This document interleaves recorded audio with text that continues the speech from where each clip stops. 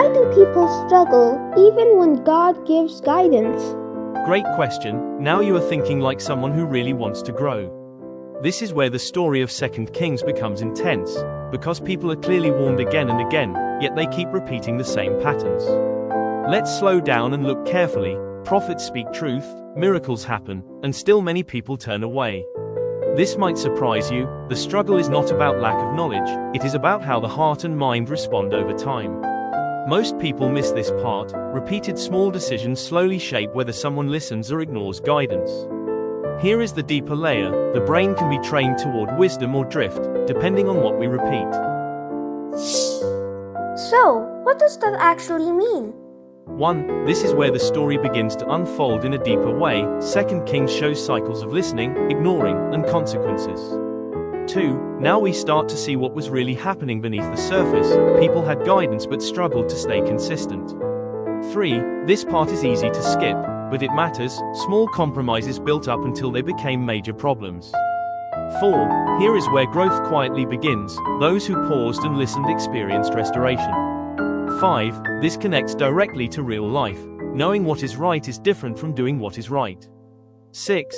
This is the layer that shapes character over time. Repeated choices decide direction more than single moments. Does the brain really change from small steps? Yes. First, your brain truly changes when you repeat the same choices again and again. Second, this is how habits slowly become automatic, even when they are not helpful. Third, emotions grow stronger the more we rehearse them, including resistance, pride, or openness. Then, neural pathways begin firing faster and more efficiently, making it easier to repeat old patterns. Next, repeated reactions shape identity without us noticing, which is why cycles are hard to break. Finally, what feels small today becomes powerful tomorrow, because the brain strengthens what we practice. How does this show up in real life? 1. Think about how this shows up in school or work. People often know what to do but delay or avoid it. 2. Notice how emotions often react before logic, especially when something feels uncomfortable. 3. Watch what happens when stress repeats daily. The brain looks for easier patterns instead of better ones. 4. Small habits quietly create bigger patterns, which can lead to either growth or repeated mistakes. 5. Modern life makes this even more visible, because distractions train the brain to ignore guidance.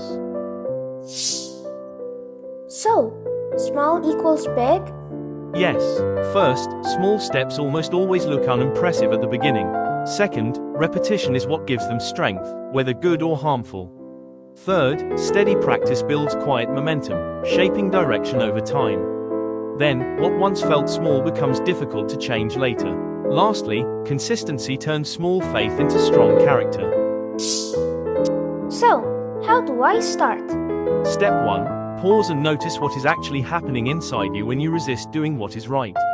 Step 2. Allow yourself to feel discomfort without avoiding it.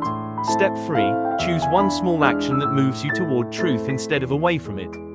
Step 4. Reflect gently instead of criticizing yourself for past patterns. Step 5. Repeat tomorrow, because growth loves consistency.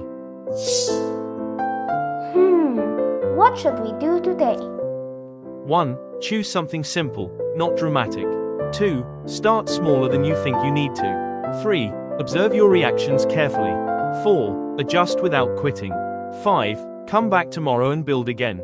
Remember, struggle is part of growth, but repeated patterns decide direction.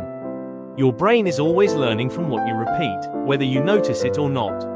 Stay close to God daily, because small consistent choices reshape both the mind and the heart.